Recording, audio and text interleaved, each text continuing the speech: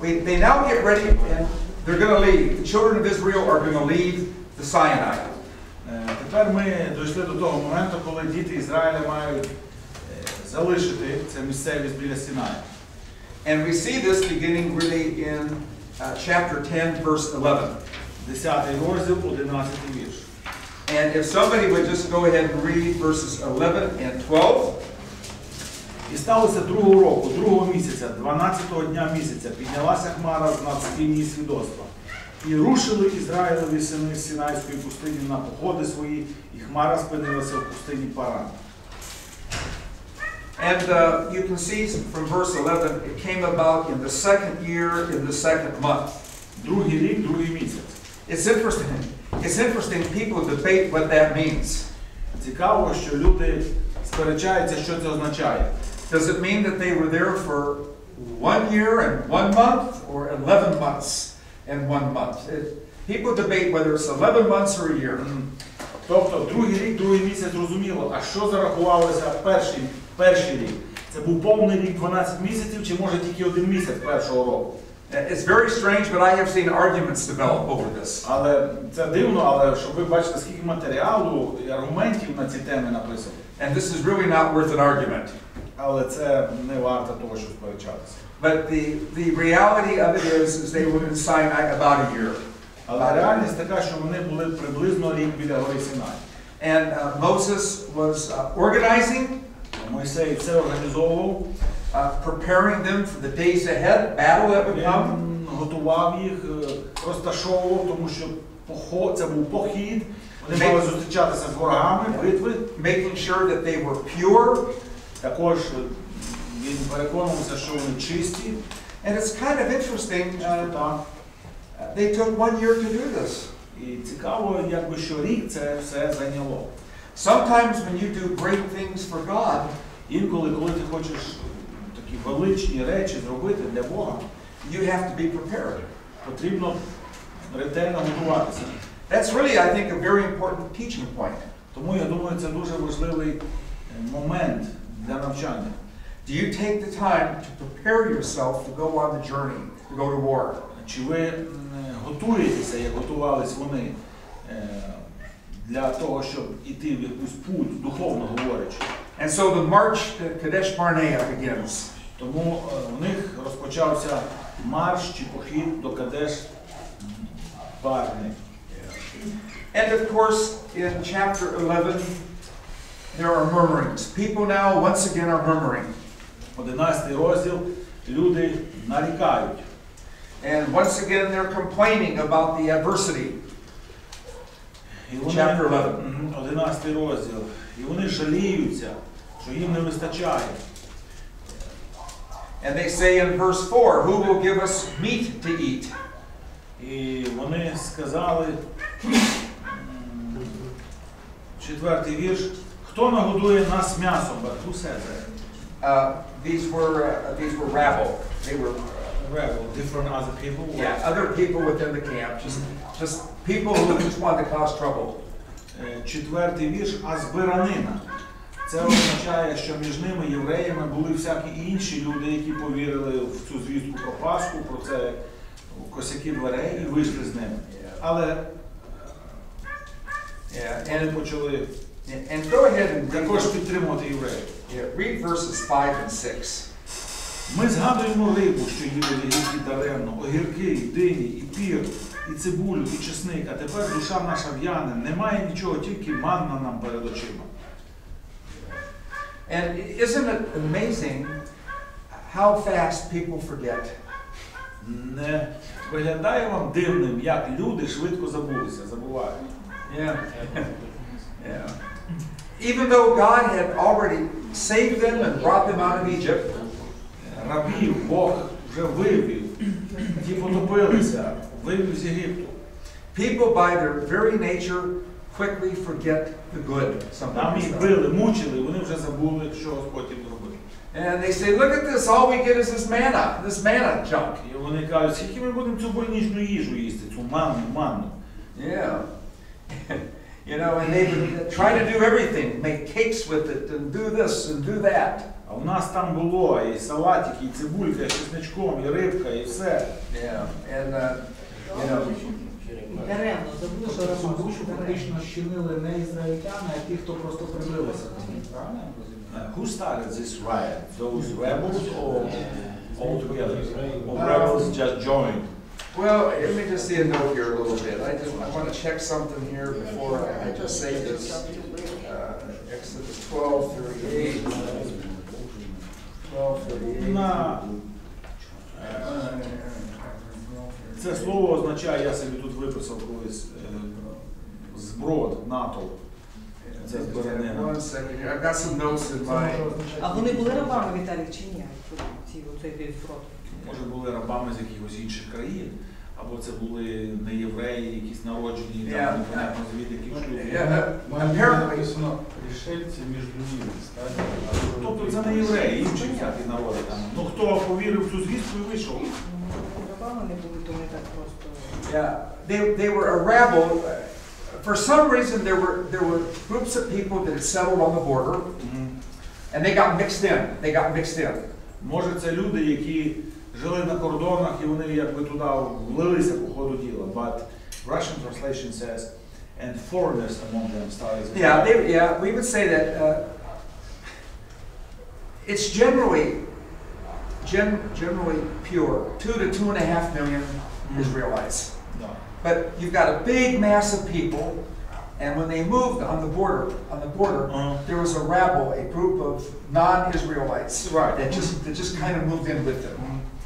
Тобто Майк каже, що це не люди, які вийшли з Єгипту, бо повірили в звістку про косяки дверей. Може це були люди, які побачили, що народ виходить, які жили десь на кордоні чи десь там під Єгиптом, і з ними пішли. Тобто вони домішалися до них.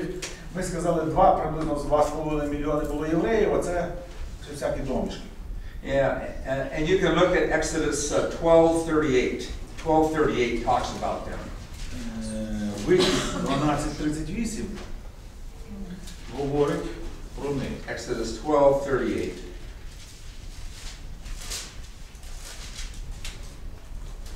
А також багато різного люду піднялися з ними, і дрібна худоба, і велика маєток дуже великий. Yeah, I think that's the idea. І те саме слово, там люду, еврав, мішанина велика. Yeah, it's a rabble is what we translate from the Hebrew. What word does your Bible call? Mixture. A mixture. It's Mixture. okay. It's a mixture. Yeah, it's a mixture. It's not Israelites. Торі написано зброд. Так, бо я брав з словника, це зброд, натовп. Ефект толпи. Суми, значить, дорожче. То може євреї бачили, як Бог їх спас через море, там це, ці може і не бачили. Але вони були в Єгипті, бо вони згадують ту рибу, чесник. And of course, if you read, somebody read chapter 11, 10 through 14. Прочитайте хтось числа 11, 10 до 14. І почув Мойсей, що народ плаче в родинах своїх, і кожен при вході намету свого. І сильно запалав гнів Господній, і в очах Мойсеєвих було то зле. І сказав Мойсей до Господа: нащо вчинив ти зло своєму рабові, і чому я не знайшов милості в очах твоїх, що ти поклав тягаря всього народу на мене? Чи я був вагітний усім тим народом, чи я його породив, що ти кажеш мені, неси його на лоні своїм, як мамка носить сунця до землі, яку ти присягнув батькам його? Звідки мені взяти м'ясо, щоб дати всьому цьому народу, бо вони плачуть передо мною, говорячи, дай же нам м'ясо, і ми будемо їсти. Не подолаю я сам носити всього цього народу, бо він тяжчий за мене. Yeah, so poor Moses is feeling the anger of God on this. І тепер цей бідний Мойсей якби відчуває, що якби подумав, що Бог розгнівався на цей народ. And you know, we see the humanity of Moses. He wasn't perfect. І ми бачимо, що Мойсей також не з заліза зроблений. Вони, тож людська сторона проявилася. You know, in some ways, Moses reacts even now the same as he did at the burning bush. Якимось чином Мойсей реагує так само, як і тоді у книзі «Вихід» біля горячого куща. He feels the weight, the responsibility of God on him. Він відчуває вагу відповідальності, яку Бог поклав на нього. And of course, God deals with this. Go ahead and read in 11, chapter 11, 17 through 23. 17 вірш. «І я зійду і буду розмовляти там із тобою, і візьму від духа, що на тобі, покладу на них, і вони носитимуть із тобою тягара того народу, і ти не будеш носити сам. А до народу скажи, освятіться на завтра і будете їсти м'ясо, бо ви плакали до Господніх ушей, говорячи, хто дасть нам їсти м'ясо, бо було добре нам в Єгипті. І дасть Господь вам м'ясо, і ви будете їсти. Не один день будете ви їсти, і не 2 дні, і не 5 день, і не 10 день, і не 20 день. Але цілий місяць, аж поки не вийде воно з ваших ніздрів і стане вам на огиду, бо ви знехтували собі Господа, що серед вас, і плакали перед лицем його, говорячи, чого це ми вийшли з Єгипту. І сказав Мойсей, 600 тисяч піхоти, той народ, що я серед нього, а ти сказав, я дам їм м'ясо, і вони будуть їсти місяць часу. Чи худоба дрібна та худоба велика заріжеться для них і вистачить їм? Чи також збереться для них уся морська риба і вистачить їм? А Господь сказав до Мойсея, чи Господня рука буває коротка? Тепер ти побачиш, чи сповниться тобі моє слово чи ні. Вийшов Мойсей і промовляв до того народу Господні слова. І зібрав він 70 чоловік зі старших народу і поставив навколо скинь. And then go ahead and read verses 31 of chapter 11 really to the end, 31 through 35. І знявся вітер від Господа, і навіяв перепелиці від моря, і опустив їх над табором, як денна дорога туди, як денна дорога сюди навколо табору, і коло 2 ліктів на поверхні землі. І встав народ і цілий той день, і цілу ту ніч, і цілий день на завтра збирали перепелицю. Хто збирав мало, той зібрав 10 хомерів, і порозкладали їх собі скрізь навколо табору.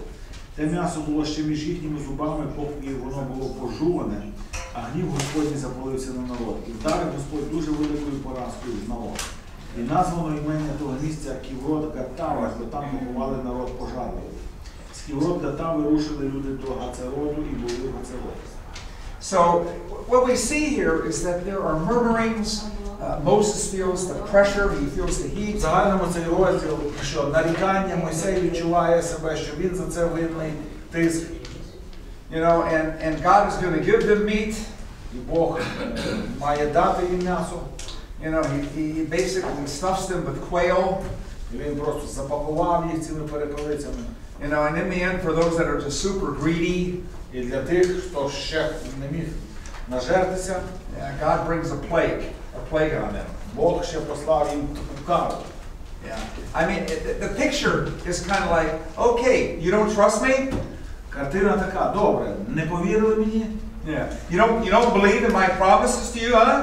Ви не вірите в мої обітниці вам, да? Okay, have some meat. Take the quail. Нате вам м'ясо, нате наїстися. Ось вам перепелиця. Choke on it. Подавіться. I mean, God has a way of kind of, you know, driving the point home. Бог має будь-який спосіб, щоб досягнути, чи якби добитися цього навчального точки. And so you can see God is doing everything here to teach them to be faithful. Just trust me. Бог робить все з різних сторін, щоб вони були вірними, просто довіртеся. One time my wife was eating a cake. Одного разу моя дружина їла торт. She doesn't know that I remember this. Вона навіть не знає, що я запам'ятаю. But I sat down next to her and I took a fork. Я сиджу біля неї, взяв вилку. And I said, "Can I have a bite?" І кажу, можна кусочок? And she went, "Sure." Вона каже, так, бери. I took a bite. Я взяв. And then I said, "Can I have another bite?" А можна ще, кажу? And she looked at me like, "Sure." Бери. And then I said, "Can I have another bite?" А ще хочете? You know what she did? Знаєте, що вона зробила? She said, "Wait a second." Подожди секундочку. She took the cake and she shoved it in my mouth. Вона каже, взяла цілу і замкнула в рот.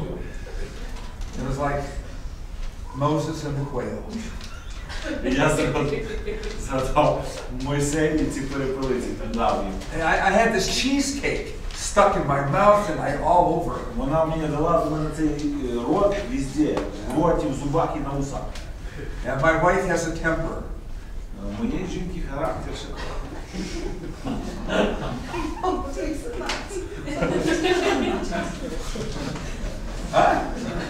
Вона каже, зараз ти розігрієш. But God has a way of getting back. Але Бог має спосіб, як відреагувати. Yeah. Що не треба було давати так, перепелів по чуть-чуть, щоб так, як до гарніра, там, м'ясо було. Little by little.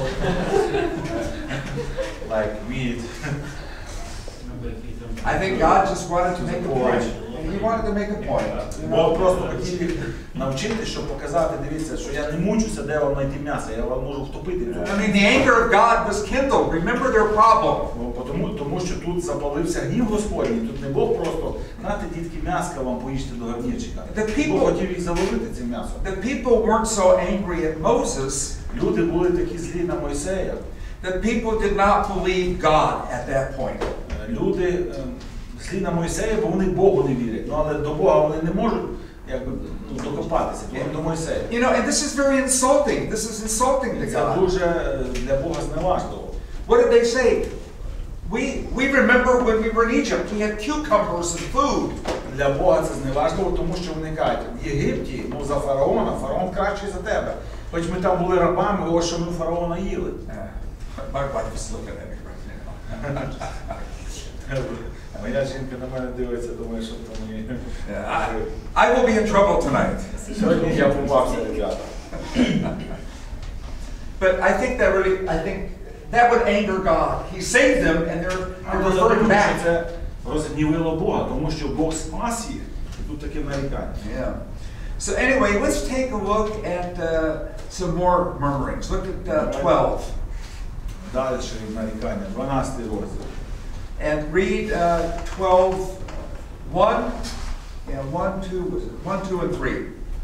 І нарікали Маріам та Аарон на Мойсея за жінку-кушитянку, що взяв, бо він узяв був жінку-кушитянку. І казали вони, чи тільки з Мойсеєм Господь говорив, чи ж не говорив він також і з нами, і почув це Господь. А той муж Мойсей був найлагідніший за всяку людину, що на поверхні землі.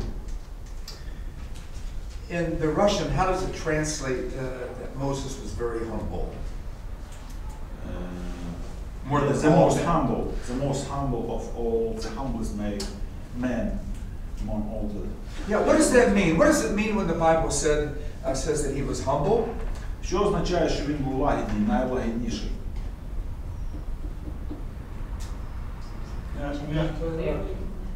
Soft in his character. Really? Хіба м'який?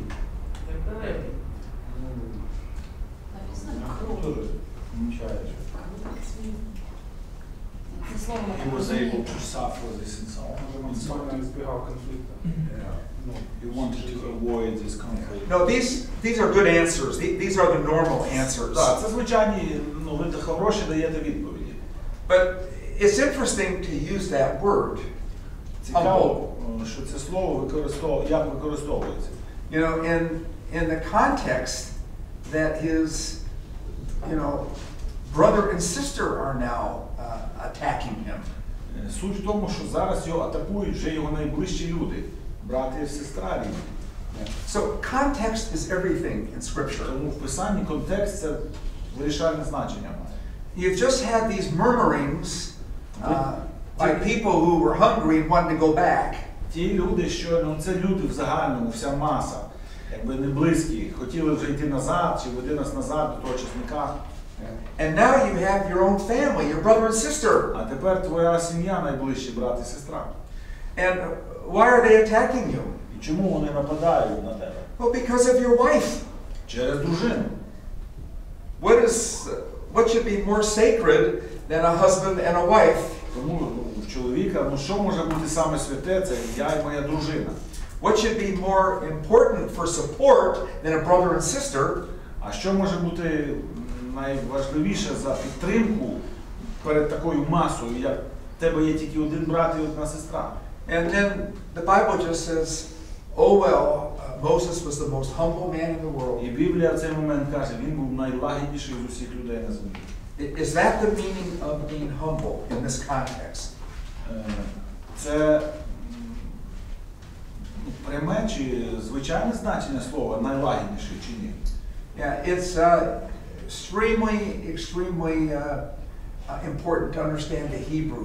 Треба дуже важливо зрозуміти єврейське слово. Yeah, I think the real word here is it means to be poor. I don't know, is that translated there? Page what? I'm on page 59. На сторінці 59 тут є. Yeah. It means to be. The Hebrew word is ana. Єврейське слово ана. Ana. And it has several meanings. Декілька значень має. It can mean horribly afflicted. You're afflicted. Скорбний. You're oppressed. Чи засмучений. Yeah, you're weak and afflicted. Смиренний. And і ти або ти слабкий, тому що ти I think the idea, вражений чимось. Context will tell you what it means generally. В загальному контекст може підсказати значення. But have you ever been attacked verbally by so many people?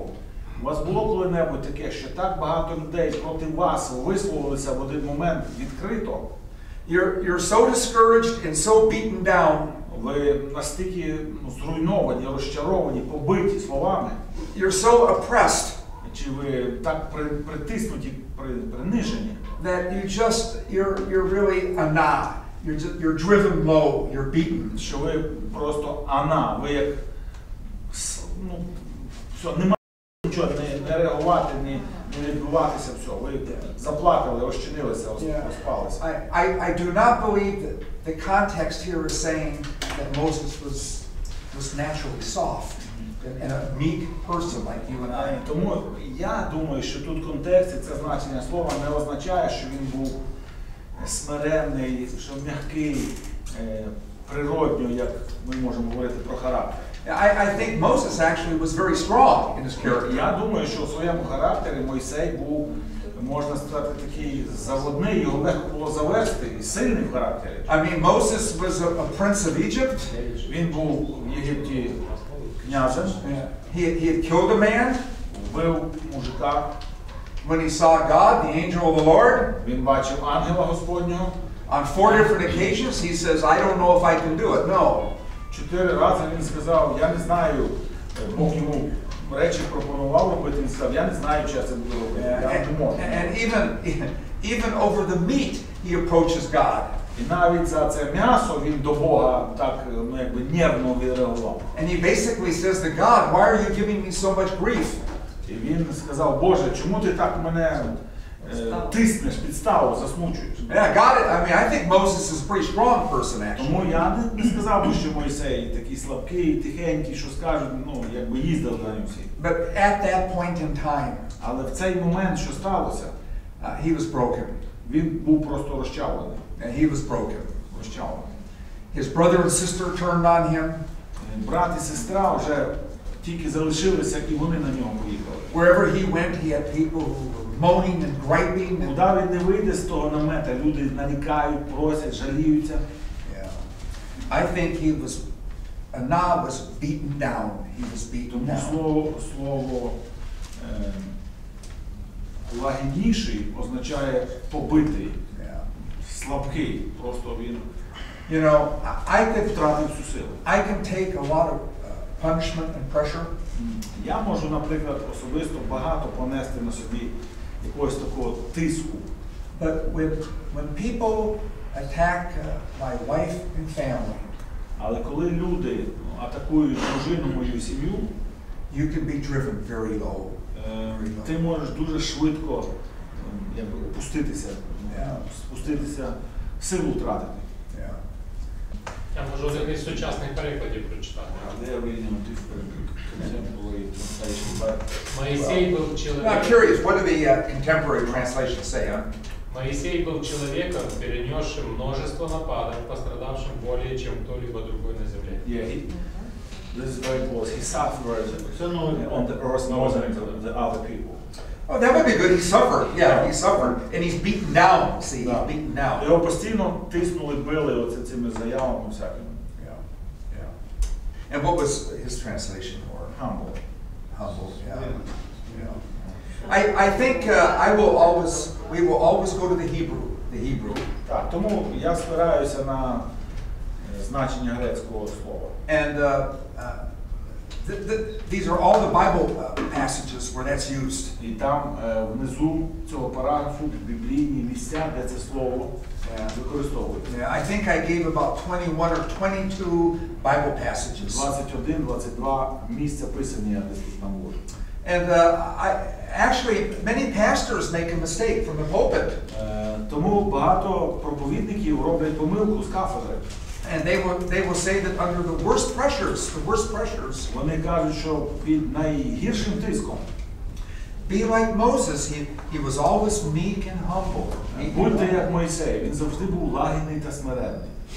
Well, number one, I don't think he was. Перше, навів я вам приклади, я не думаю, що він був лагідним та смиренним. And I mean, he was a strong commander. He's not a shepherd. Він, те, що від нього вимагалося, командир чи предводитель такої великої армії війська, він мав бути вольовий.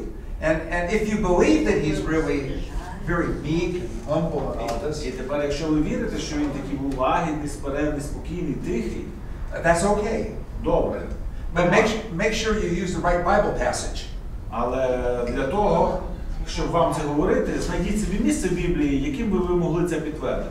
If you use this Bible passage, that's not what it's saying. Тому що це місце цього не підтверджує. At this point, Moses probably could have been in depression, maybe. Я так по-людському скажу, по психології чи стану його душі, мабуть, він тут вже був в депресії. I mean, he's crushed. He's crushed. Розбитий. Like Elijah once was, and he wanted actually to die. Because he said, I am the last of the prophets and I saved my life. No one stood behind him anymore. Yeah. Well, Job was the same way. I mean, there's many Таке саме examples. ставалося, наприклад, що був повністю розбитий. Ілля, який був, так?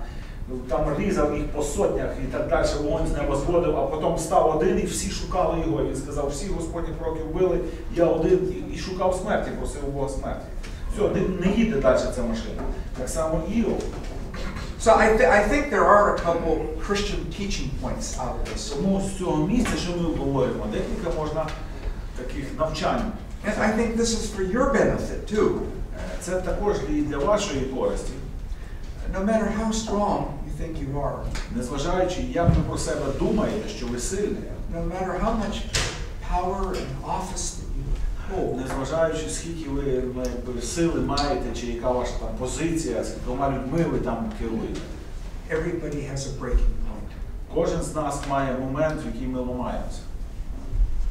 Every person can be broken. Кожна людина може зламатися.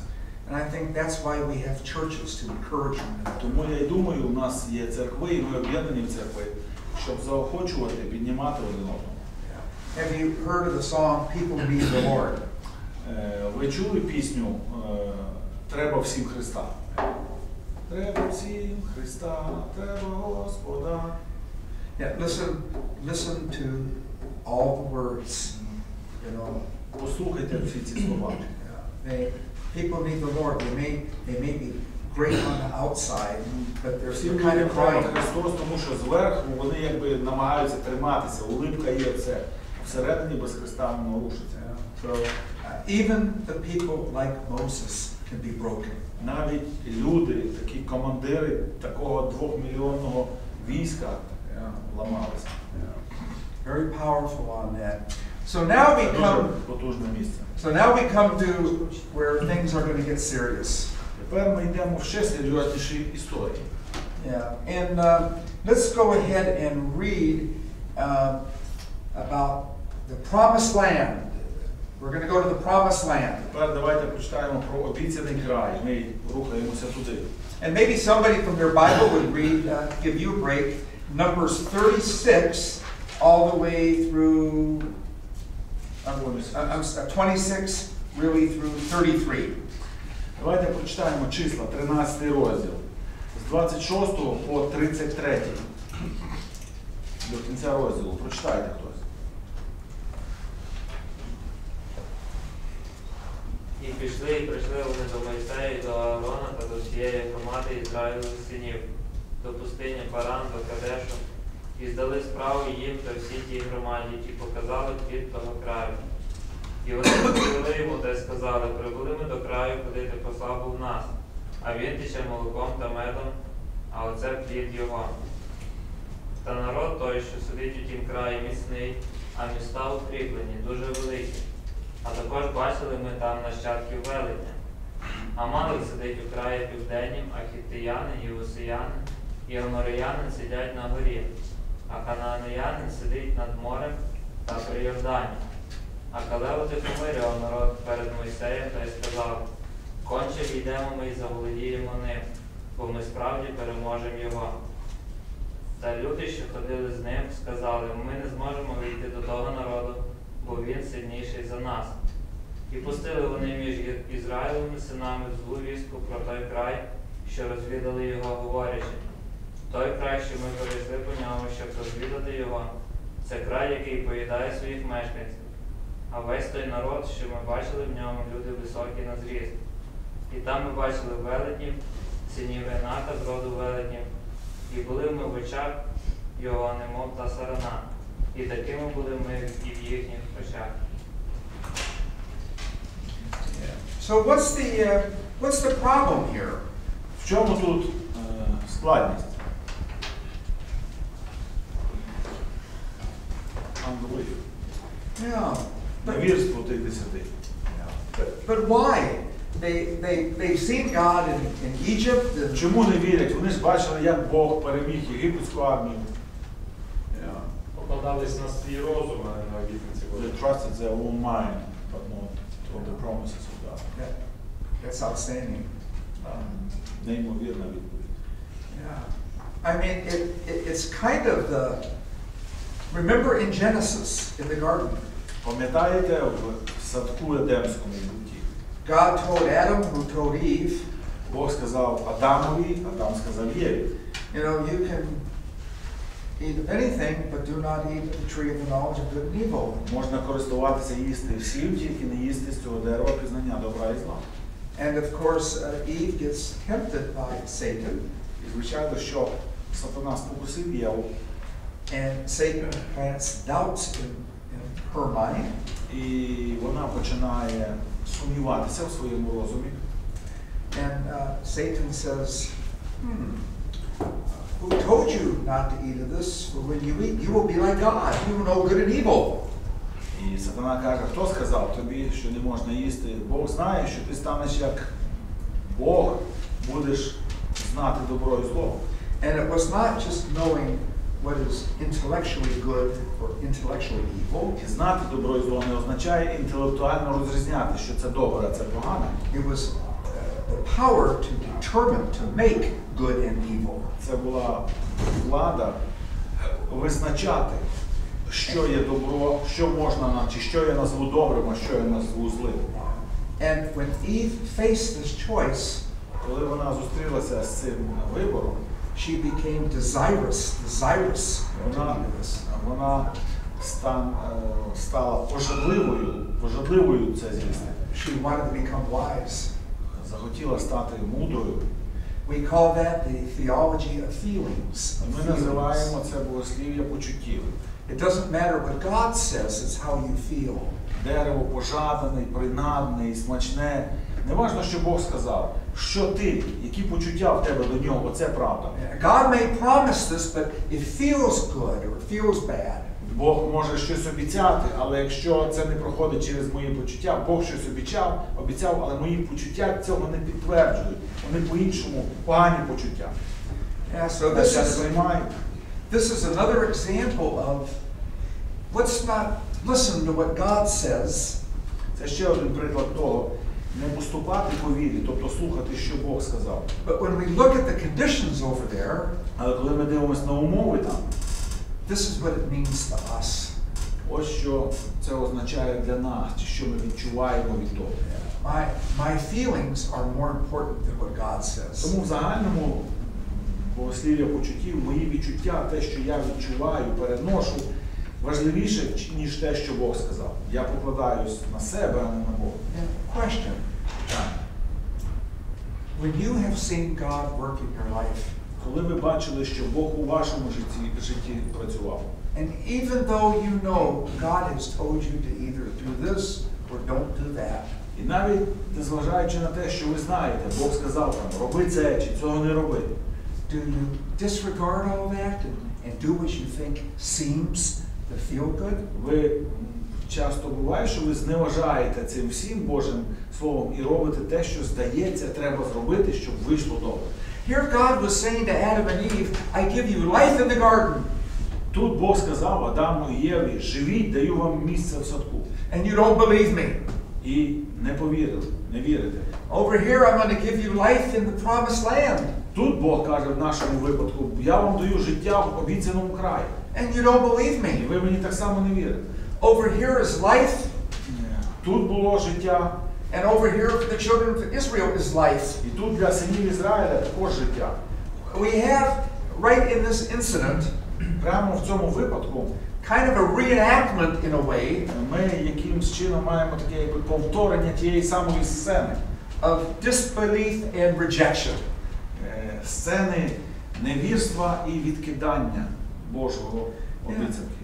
How many times does God have to put up with this?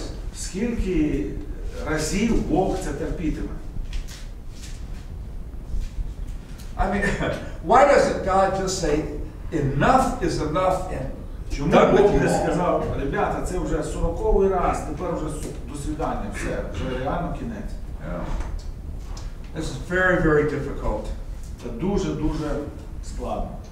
And God, of course, is going to say, you're going to wonder, guys. І Бог, звичайно, сказав, будете ходити кругом. And I'm going to get rid of this generation. І це покоління не увійде, я позбудуся, воно тут залишиться. Не повірили, тут вони будуть. Are there instances in your life or your experience that are similar to this? Чи є випадки у вашому житті, у вашому досвіді подібні до цього? Ви в щось не повірили, залишилися топтатися на місці. When you know something should or should not be done, you know it, but you do it anyway. Ти знаєш, як поступати, ти чітко знаєш, як написано, ти знаєш, де це написано, але робиш по-своєму все одно. So let's go ahead and read 14, chapter 14. Розділ 14 давайте. And let's go ahead and read, let's go ahead and read 1 through 13. 1 through 13 in chapter 14. І зняла зойку вся та громада, та й заголосила, і плакав народ тієї ночі. І нарікали на Мойсея та на Аарона всі Ізраїлеві сини. І сказала до них вся громада, о, якби ми померли були в єгипетському краї, або щоб ми померли були в цій пустині. І нащо Господь провадить нас до того краю, щоб нам попадати від меча? Жінки наші та діти наші стануть здобиччю. Чи не краще нам вернутися до Єгипту? І сказали вони один до одного, берімо собі голову та й вертаємось до Єгипту. І впали Мойсей та Аарон на обличчя свої перед усім збором громади Ізраїлевих синів, а Ісус, син Навинів, та Калеб, син Ефунеїв, і тих, що розвідували той край, пороздирали одежу свою. Та й сказали до тієї всієї громади Ізраїлевих синів, говорячи, той край, що перейшли ви по ньому, щоб розвідати його, край той дуже-дуже хороший. Якщо Господь уподобає собі нас, то провадить нас до того краю і дасть його нам, край, який тече молоком та медом. Тільки не бунтуйтесь проти Господа і не бійтесь народу того краю, бо вони хліб для нас. Їхня тінь відійшла від них, а з нами Господь, не бійтеся їх. І сказала була вся громада, щоб камінням закидати їх, та слава Господня появилася в скині заповіту всім Ізраїлевим синам. І промовив Господь до Мойсея, аж доки буде цей народ зневажати мене, аж доки не будуть вони вірувати у мене, у всі ті ознаки, що я учинив був серед нього. Ударю його поразою і позбавлю його насліддя, а тебе зроблю народом більшим і сильнішим від нього. І сказав Мойсей до Господа, і почує Єгипет, що ти сперед В нього вивів своєю силою народ цей, та й скаже до мешканців цього краю, які чули, що ти Господь цар цього народу, що око в око являєшся ти, Господи, а хмара твоя стоїть над ними, і що ти ходиш перед ними в стовпі хмари в день, ну і так далі. Yeah. Okay, you went through 13? Yeah, so this passage that we just read, Це, що ми прочитали, and Moses' response відповідь, реакція Мойсея, is really one of the most theologically troubling passages in contemporary church today. в сьогоднішній церкві, те, як Мойсей відповів, ну, це одне з складних місць для церков сьогодні, для проповіді, для розуміння. Entire churches have divided and split over this passage. Навіть цілі церкви поділилися і розійшлися на основі цього місця Писання. Які? Yeah. And the question really is, it almost sounds like God is not omniscient, like this is a surprise to him, and what's he going to do right now? Питання стоїть про всемогутність чи суверенність Бога. Здається, по цьому місцю, що Бог якби врасплох це застало Бога. Він не знає тепер, що робити. Так повернулися події. Yeah, it sounds like God is surprised, Що Бог здивований. and in verse 12 he says, I will smite them with pestilence and dispossess them. І Бог каже, це для нього такий сюрприз, такі події, каже, удар його поразу і позбавлю його насліддя, і з тебе зроблю Мойсей народ. Це було рішення Боже. Отак я поступаю. And it sounds like God makes a second offer to Moses. A second time, I will make you a great nation. І здається, що тут Бог каже, їх всіх знищу, а Мойсею другий шанс пропонує. А з тебе, тобто розмножу тебе, зроблю народ, і вам буде та земля. This passage may be the most troubling for many of you in your church. Навіть вам і вашим церквам це може бути таке складне місце. This passage requires a fair amount of maturity and Christian perspective in this. Тому, щоб розглядати його, потрібна достатній рівень зрілості і правильний християнський погляд на нього. And in many churches where I've preached, У багатьох церквах, де я or у багатьох церквах, де я викладав чи проповідував в Україні, and even more in America і where I навіть в teach, Америці ще більше, де я викладаю. many people are troubled by this. I must tell you, they're troubled. Багато людей занепокоєні цим. Я повинен визнати, що вони занепокоєні. So I want you to think about that. Подумайте. And I'm going to ask Vitaly to go ahead and read 14 through 18. 14 through 18. З 14-го вірша. Та й скажеш до мешканців цього краю, які чули, що ти Господь серед цього народу, що око в око являєшся ти, Господи, а хмара твоя стоїть над ними, і що ти ходиш перед ними в стовпі хмари вдень, а в стовпі вогню вночі. Якщо заб'єш ти цей народ, як одну людину, то скажуть ті люди, що чули слух про тебе, говорячи, через неспроможність Господа впровадити той народ до краю, якого він заприсяг був їм, вигубив їх у пустині. А тепер нехай же звеличиться сила Господня, як ти наказав був, говорячи. Господь довготерпеливий, багатомилостивий, він прощає провину та переступ і не очистить винного, а карає провину батьків на третіх і на четвертих поколіннях. Прости ж провину цього народу через велику милість свою, як прощав ти цьому народу від Єгипту аж сюди. It looks like Moses is trying to make a deal, trying to plead for the children of Israel. Так виглядає, що Мойсей починає торгуватися чи випрошувати за синів Ізраїлевих. I mean, if you just read the passages by themselves, якщо ви просто прочитали ці розділи за один захід, God is angry, he's surprised. Бог гнівається. He says, I'm going to kill everyone. Бог каже, що я знищу їх всіх. I've had enough. Достатньо вже цих. I'll raise up a new nation in Moses. Дам цю землю другим людям. Мойсей стане батьком цієї нації. And then Moses starts to argue, debate with him a little bit. А Мойсей вступає в аргументи чи в дискусію, дебати з Богом на цю тему. He goes, God, wait a second. Wait Ти a ніби second. Боже, успокойся, от по секундочку, давай подумаємо. I mean, let's think about this. Давай глянемо на це ширше. If Ніби you- Бог не дивився на це широко. If you do this, what kind of example will you set? Боже, ти ж не подумав, який приклад ти всім людям про себе подаси, якщо ти це зробиш перед себе. Yeah, what Moses says, God, this is a political issue. This is really political. Мойсей ніби Бог він каже, давай подивимося на це політичну якусь розв'язку для цього знайдемо. If you do this, everyone will say, you failed, God. You could not do it. Якщо ти це зробиш, всі люди будуть казати про тебе, що Бог вивів, але не мав сили довести до кінця. Почав і не мав сили докінчити. Yeah, this actually comes across like Moses is taking the higher ground than God in talking about peace. Like his advisor. His advisor, that's right. Здається так, що як то є, наприклад, президент і його радники. Президент бере радників, які розбираються в якійсь темі більше, ніж він, щоб вони йому порадили. Він на них і тут здається, що Мойсей якби бере свою перспективу, погляд більше, ніж Бог вузько дивиться. Yeah. What's going on here? Who's supposed to take the higher ground, God or Moses? Тепер в цій розмові, хто правильніше думає, Бог чи Мойсей? Чиї слова, якби легше сприйняти, більш ближче до правди? Мойсей типа як мудріший виходить. He seems to be wiser than God. Yeah?